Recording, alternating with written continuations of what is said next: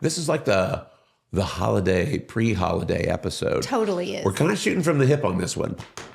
Yeah. Yeah. What's the name of this thing again? Yeah. Oh, yeah.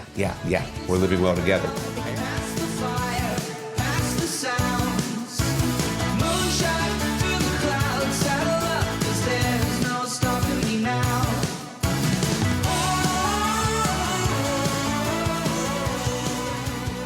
Here we go.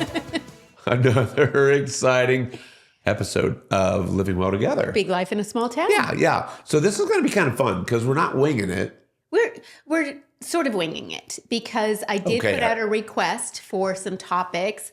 And these are things that we'll add to our master list of topic ideas. But I just wanted some suggestions, like where people are right now in the moment, because it seems like a lot of people are struggling either with high stress lifetime, immune function challenges, relationship challenges. I mean, this is the time of year that people's the most wonderful relationships really either shine in a good way or shine in a not so good way. I think and you're right, the holidays maybe amplify things, but totally. Everybody is being kind of put to the test. Yeah. Like every day, every minute of every day, we're being tested a little bit. Yeah. Do you think a little bit or a lot? Well, it depends on when you look and where you look. Yeah. I've got this little respiratory thing. This has been a test for me. This has been a test for you because how are you feeling about your body? 80% of the people that we see through the practice each day are dealing with some degree of it. So it's not a big shocker. But anyway, so forgive me if I sound like... and you're doing all the things. I think that's the part where it becomes a frustration. Like... but with the emotional stress, we just did a huge, big business deal. And that took a lot of your brain power, your emotional energy. Physically, it's affected you. And we're on the other side of that. And it's just time for your body to now say, okay, I can step off the gas. Recovery mode. Yeah. But we also, this week, yesterday, was the 36th anniversary of walking across the stage to get our diploma in Davenport, Iowa. So we've been 36 years now here in Fairborn. Yeah. Yes. Rounding the bend and heading for, who knows how long. I know. It's been the next fun, 36. Right? Yeah. And so we had Caitlin was with us. Caitlin was out. She was about 2 years old when we got the diploma that says, hey, we're going to be doing this chiropractic thing.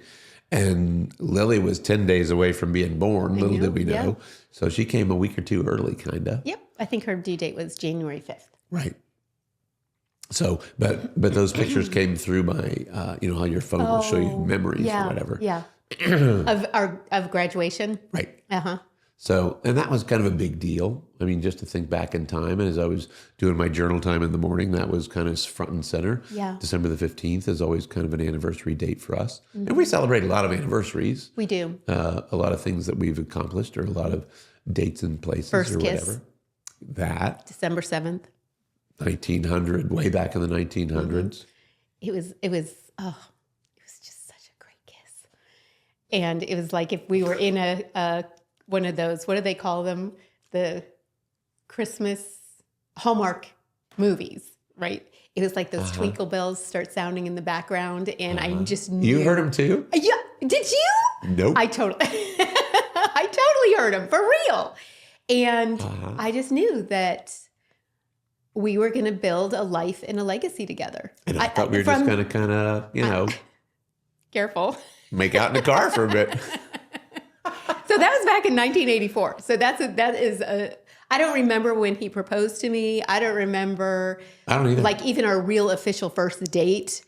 But I don't either. That just really sealed the deal. Yeah. For you. Mm-hmm. You knew way before me, by the way. I know. Yep, I know. Yeah. Well, that was one of the things somebody brought up, I think. So maybe we can talk about that too. Well, but we started out by saying that we're not shooting from the hip, but we're kind of shooting from the hip. Well, because it's the holidays and there's a lot of things wrapped around this. There really are. Yeah. But you put out an APB today. I did. You put out a request through your social media. Yeah. Like, hey, what do you guys want to talk about? My friends, yes. Thank you guys. And so I'm excited to talk about aquariums because somebody said that. Somebody else was talking about Oh, no, I'm kidding. Their favorite cookies. Favorite cookies. Yeah. That would be fun to talk about. I actually, in my private Facebook group, which I absolutely love that community because I feel like it's a safe place to share. How do I get into that? I think you are. I'm not in that. You're not in the Living Well Experience Facebook group? Private Facebook group that I'm not in. No. I mean, Maybe I am. I don't know. I don't know if you are or not, but yesterday I talked about I saw that. Oh, I do then know you're what you're in the talking group. about. Let's just skip it. Intimacy. I was talking about intimacy. Now you're talking about. Yes, yeah. I was. Never Yes. mind. Yeah. Next. So am in that anyways, group. I'm going to talk. And I remember thinking, why are we talking about that? Because Well, it's a all private women. group. It's all all women women. except for you. Yeah. But the post before that, or a couple of days ago or last week, I put out another request. I was wondering what people's favorite games were, board games. Ooh. And I have gotten so many amazing responses to that. And I'm going to compile a list and I'll share it publicly so that everybody can get some feedback, because it's more fun when you know that somebody likes it or it's been a hit in your family and you're not just Plus, guessing. it just gives you, ideas to say, well, here's what we want. Mm-hmm. Because board games are really fun. Noble loves a board game. He also loves to just play cards, Right. So anywhere you go, you can have a deck of cards. Right. So that was really fun. So I love my private Facebook And so we've group. got a couple. We ordered a new one. I forget the name of it. Something about sound. What was it? What's that sound? Is it the sound game? I don't know. Could be. It That does sound have the game. word sound. I think it's called But that sound game. it's kind of a combo on charades, but you can't use words. You Oh, have so to you're use- not talking? I'm not sure. I haven't it- opened it yet. Okay. But yeah, I don't think it's talking. I think it's noises that represent. That's interesting because I am so not an auditory person. Like you and Gracie can sound like lots of other things. Don't you feel that way? Like you guys are really When good my voice at is that? good, yes. When Maybe. your voice, but yeah. Not Your here voice, lately. yeah. Mm-hmm. And then the other one is, the one with the little tile, the magnetic word tiles that Lily and Burns have. Oh, I don't remember what that's called. I want to say like ransom note or something like that. Yeah. That's a Because you fun got one. like hundreds of these little words Yeah. and you just pick random words. And then there's a card that says, some scenario, and you have to use your random words to put together something that makes sense to that scenario. I don't know. It's just funny. I know we laugh a lot. Yeah. There's and that's definitely the name of the game. It's just having fun together. There's another one called Who, What, Where that we don't have that Okay. somebody mentioned to me that we might want to shop out. So, Well, I'm going to compile the whole list. There are so many. There's probably, 100 different games on there. So it's kind of, oh, sweet. lots to choose from. But one of the things that people were asking about was how we grow in our faith together. Do tell. How do you think we do? No. No, No. This is like ping pong. It's in your court. How do we grow in faith together? One of the things that I always appreciate is when I really feel like a strong need for us to pray together, and you lead our home in a faith-based way. You pray at dinner time, Thanksgiving time. We pray together individually when we know that we need God to kind of intervene on our behalf, and just always being willing to do that, and seeing when either just you and I, our family, your patients, whenever they need prayer too. And I feel like that's a foundation, but also the personal work that we each do ourselves, I feel like connects us. That doesn't always have to be we sit down and do a Bible study together, Right. to grow our faith together. It's almost more of an individual practice too. But, I don't know, I do feel like that's been a big part of getting to, as this going on 40 years of marriage. Yeah. Is that as the foundation? Well, one of the things that I think is important, and I've had this conversation with lots of people, including my own parents, over the years, is that the marriage that we have is not our marriage. Right. It's his marriage. Mm-hmm. That's He's stewardship. ordained it. Mm-hmm. He's orchestrated it. He's blessed it. And so kind of it's not ours. It's not ours to ruin. It's ours to cherish. It's ours to maintain. And so consequently, all the effort that we put into getting through the world around us, he's paired us up as partners for this journey. And so my job is to make sure your needs are met and that are, we're provided for, a place to live and, some trad marriage, I think is what they call it. Tradition. In other words, I got to roll, you got to roll. Yeah. And neither role is more important than the other, and neither role happens without the other. But it's not ours; it's his. And so our job is to learn how to utilize it to the good of the kingdom, to grow together in it, to support each other in it. And it doesn't mean it's always smooth. It doesn't mean we agree on everything. It doesn't mean I'm the boss of you. Right. It means and that I've never felt that way. We work hard to present something that the kingdom benefits from and other people can witness to and say, hey, I wouldn't mind having that, in my life. Without you, none of the things I do would be happening. They wouldn't be possible. I don't know if that's... In many, many ways, just I'll go with agree. You. Okay. And then when you need to get things off of a high shelf, who do you call? Because you're more than just a long arm, babe. So I could, get things off a high shelf. But we have this partnership, and we lean into each other for that partnership. Neither part of it is more important than the other part of it. It is a synergistic thing that we just use, God's reference in the scriptures as the blueprint. Right. Yeah. I don't think of that as magic. Yeah. There's nothing, people will say, well, what's your secret? Well, the secret is you don't goof up what you've been blessed with. Right. Well, and also coming back to the commitment of it doesn't always need fixed, but you need to maintain that commitment of staying. Like, you can resolve issues that you're struggling with and the challenges that we face in life, everyday life. But just going back to that commitment of I am standing with you through all of it. Right. I think, not that I've ever felt like I needed to walk away from our relationship ever, never felt that way. Good news for me. Part of that is because you've always made space for us to talk through issues, give me a lot of grace when I want to push you away and give you the silent treatment and not want to address the issues that we were facing. And then you, a lot of times, will use your amazing humor to unlock. It's like a key. It just kind of unlocks it for me. And it's like, oh my gosh, I'm taking myself way too seriously. And let's just get to this and get on the other side of it and start having fun again. And that's the thing. You're not leaving. I'm not leaving. Right.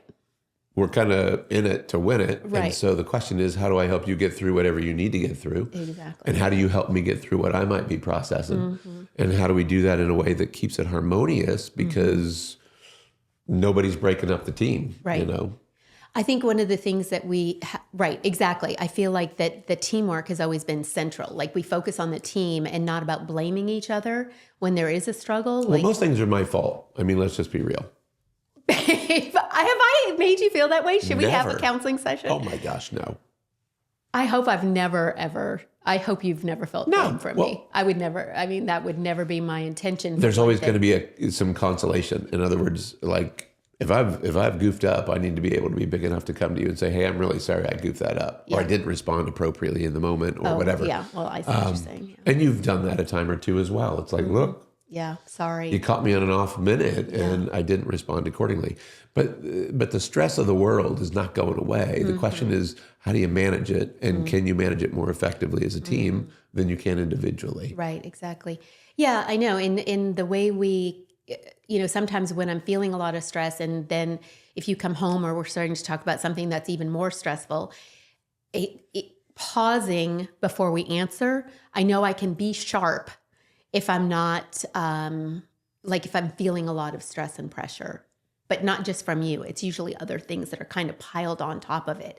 Or like you say, not being able to compartmentalize some of my projects and having all the drawers open and stuff hanging out of all the drawers, right? I think, do you feel like you're better at managing your drawers than me? I feel like I just don't open as many drawers. Okay. And by drawers, if we think of your world like a big dresser with a bunch of different compartments or drawers in it, You will at any given moment have 15 drawers open. It's true. I'm pretty good at 1 or 2, 3 at the most. And then if I need to close them, I can close them. But yeah, our brains work very differently, which I think is also what makes us a good team. Yeah, your ability to process information in a detailed way, your ability to offset. You just think things through better, especially with our kids or with emotional things. Yeah. I might have a more emotional response, and you might be able to kind of squelch that and say, hey, you might want to not say what an idiot that looks like or whatever. Yeah. Right. So you can temper things for me. I don't usually have to temper a lot of things for you, really. I don't feel like. But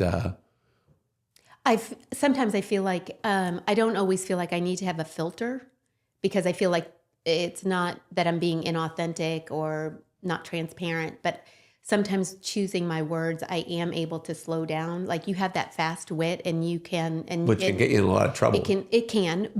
It can get you in and out of trouble. Let's face it. I mean, you That's true said too. before, yeah. I avoided a lot of spankings, but I spent a lot of time in the hall. So I think that I'm a slow processor, and Okay. so that filter is a little bit stronger for me. And But that's what, again, that's what makes us a good team. That's how you know God's paired us up.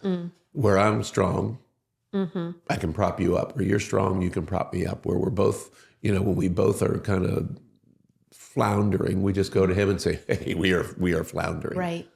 And usually he's going to reveal, here's a solution, or at least like, cool your jets. It's going to take care of itself. Yeah.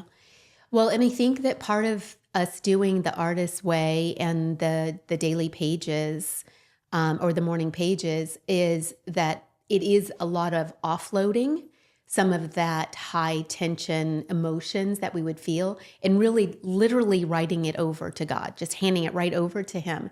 And I think when we take it off of our own shoulders and out of our own brains and off of our hearts, that we're not, it's not then pouring over onto you. Well, the journaling for me lets me put it on paper. Like, he already knows what's in our hearts and minds. For sure. Right? Yeah. But if we orchestrate, and I will feel myself as I'm journaling, and fellas, I'm going to tell you, this is worth a 90-day trial. Yeah. I don't know that you got to do it for the rest of your life, but you came to me 2 or 3 years ago now. Yeah, we've been doing it for a long time. And said, hey, we're going to do this journaling thing. And I'm like, hey, how about no? Well, I had done it, and it was life-changing for me. And it was just an offer of an opportunity if Which you I wanted didn't to want to take it. in all honesty. Well, because it's like, where am I going to put that? Yeah. It's another job. You got to write. Exactly. I already had a full boat. And so what it came down to was, though, I recognized the request as something that was important to you. So I figured I had to find somewhere in the day to put it. And that's when I started getting up at 5 instead of 6. Right. So the first hour of the day, I get up and I spend it with God and journaling and reading, praying, whatever. But you start writing things down, and you can feel if it's a burdensome thing, or if it's a joyful thing, or if it's a scheduling thing, or if it's a question that you're asking yourself that you need. But the more you put it on paper, the more you get it out of your heart and mind, the more space it creates for new creativity and new ideas and new possibilities. And answers. Exactly. It drops the answers in. So what I started out as, I'll do this for 90 days, and that was 2.5 years ago or whatever. And now I look forward to it. It's my quiet time in the morning. The house, especially this time of year, the house is still dark and quiet. I have the whole place to myself. You're still usually asleep, which is fine because you're the night person and I'm not. But putting it on paper gets it out, and it does kind of clear out some space. But I can feel myself processing it because I'm writing it. Like, when I hear myself think it, it sounds stupid. So I can't write it down stupidly. I have to craft the thought in a better way. And a lot of times in doing that, it solves the problem, or it remedies whatever I was stewing on or struggling with. So it just forces a little bit of purification of your ideas. That's a perfect word. It is like purifying Distills our thoughts. it down into something that, and it may feel like it's waking you up at 3 a.m, or it's keeping you from getting good sleep, or whatever. But when you see it as a tiny little sentence and a few words on a piece of paper, it's like, oh my gosh, I was letting that regulate my whole life. And suddenly it's like, all right, it's on paper. He knows, I know, we don't have to worry about it anymore. Right. Move on. Yeah.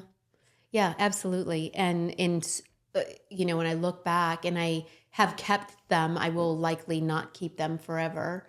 But the books that I have, just like with my other journals, because I've been a journaler for a long time, but Yeah. just burning them, like it's almost like a junk journal. Yeah. Where And that's the other thing. Like if I left the planet tomorrow, I would want you to burn whatever that is. Just don't read it. I don't want the kids to read it. I don't want anybody reading it. It's very personal. Yeah. We should have a burn party sometime fairly soon. Yeah. Yeah. 'Cause we Excuse me. each have a full one and then a lot of, I think I have 2 full ones and half of a one full. Yeah. Yeah.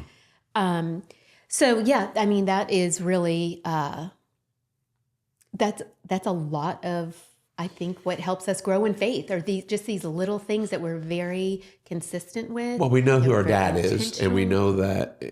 know that honoring what he's blessed us with is kind of a primary portion of waking up every day. Mm-hmm. And to not do that would be dishonorable and less than ideal. And Yeah. not that we're perfect at it. There are heavens days where no. we fall Yeah. short, way short. But the reality is, it's not ours. It is his. And as long as we keep it in that frame, Yeah. Yeah. Totally agree. But it's not magical. People say, well, what's the secret to that 39 years, 40 years? Well, there's no secret. You do the work. It's work. But it might feel like a secret to some people. Well, but that means you is got to, it before you because- say yes to that person, Yeah. before you commit to that. And again, if it's godly, if it's biblically structured, you don't get to make the rules. You have to play by the rules. If it's not a biblically based thing, if the rules are different for you, then they're different for you. Yeah. But you got to figure out where the boundaries are regardless. Right. You don't have to do it the way we do it. Yeah. But you got to have some guardrails. Otherwise, things go off the rails quickly. And then you're trading spouses, or you're firing your spouse, or you're doing things that are dishonorable just to the relationship, whether it's God's or whether it's yours.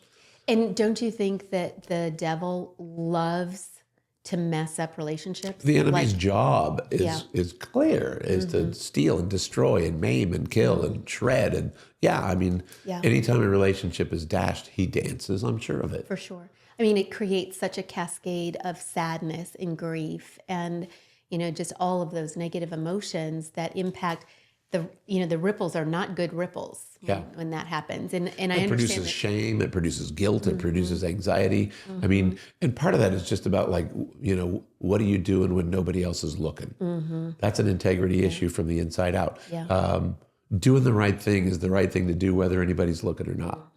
And so if we're doing things that are not the right thing to do, and we know that inherently, like people know that robbing a liquor store is probably not a good idea. But at the end of the day, if we're doing things that are dishonorable in our own hearts and minds, it just carries into your relationship stuff. For sure. Yeah, one of the things, I mean, what you were just saying there does remind me of how you do anything is how you do everything. Yeah. And it's so true, whether it's in your marriage or in your business or with your church families or whatever that is. It's little tiny disciplines. Like the rule for me, and I don't remember when I started doing this, but if there's something that needs done that's going to take me less than 3 minutes, do it now. Whether that's folding the clothes in the chair in the bedroom, I could leave this big, huge pile of garbage, but it'd be better if I didn't. And so you fold them and you put them away because you know it's smart. And is it going to take more than 3 minutes? If it is, and I don't have 3 minutes, they're going to lay there for a while. Perhaps. Yeah. But getting the trash to the curb is going to take more than 3 minutes. Do you know how much I appreciate you doing that? You never, ever complain or say anything, even in the frigid cold. And Graham also, I mean, he's so wonderful. He brought up the barrels last week and, saved a trip down that cold driveway. And I don't know. Little tiny disciplines. Yeah, it is. Little tiny disciplines. Making your bed. Oh my gosh, yeah.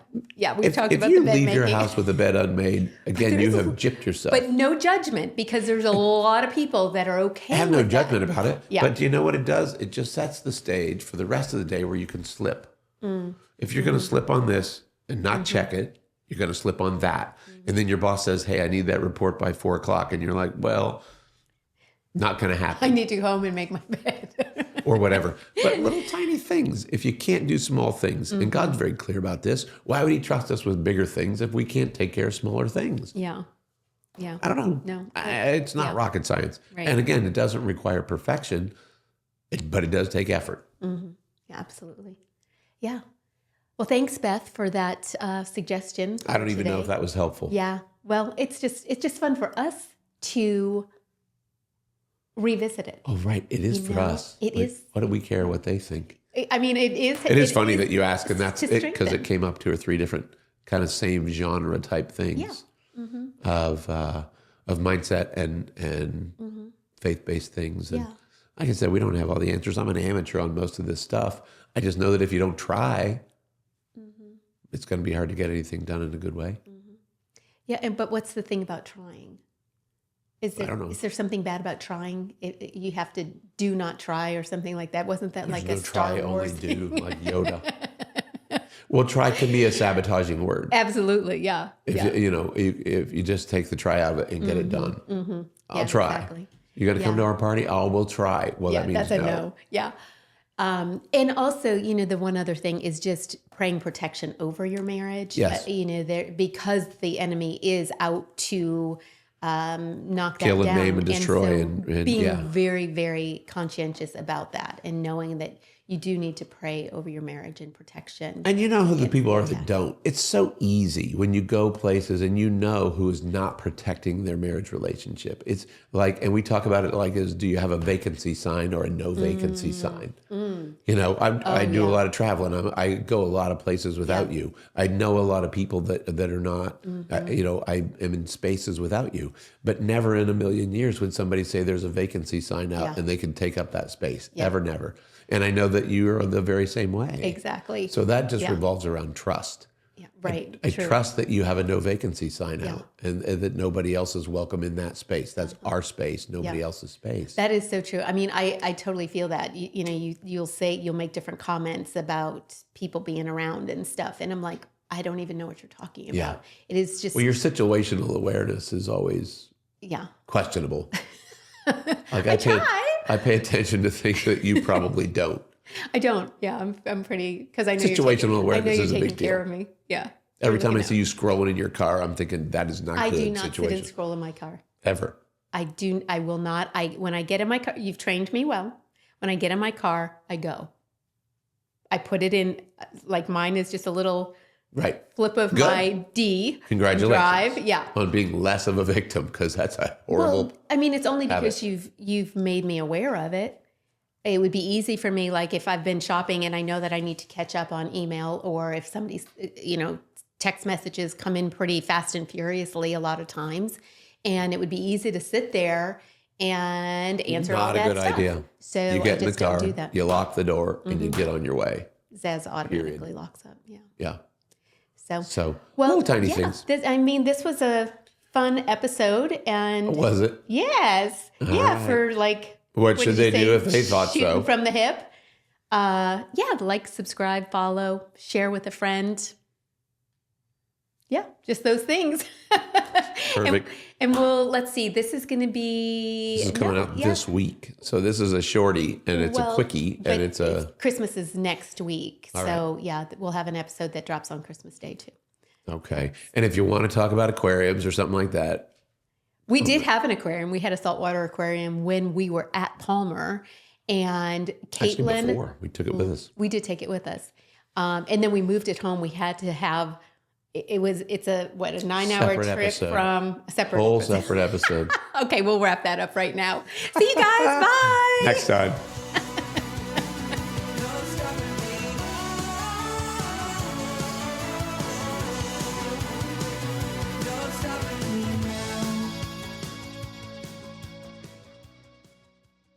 And we're back. Those are your notes right there. I made notes for you. Oh. This is being recorded, and now everybody knows how you really treat me.